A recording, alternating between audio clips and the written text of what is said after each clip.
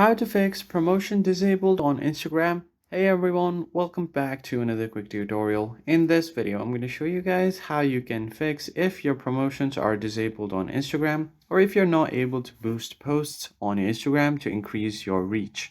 But before getting started, make sure to like the video down below and subscribe to the channel. First thing first, you'll just have to open up your Instagram app.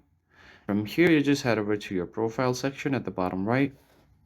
Once you get to your profile, make sure that you have professional mode turned on, either it's video creator or it's creator account or business account. Just make sure that your dashboard is turned on.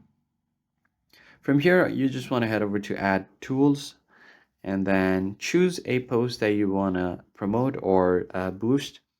Then once you tap on this, you'll have an option to boost posts, and you'll have to choose with Facebook account or without Facebook ad account. So it will connect your Meta Business Suite account to your ad promotions.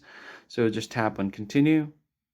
And if you're not able to choose your account from here or boost your post from here, then what you can do is go ahead and make sure that you have connected your Facebook. So just go back and head over to Account Center.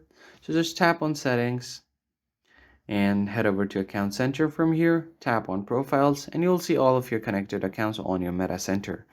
So make sure that the Facebook that you're trying to run ads from is connected to your account. But if that does not fix the problem, then what you can do is just go ahead and simply scroll down on the Settings menu.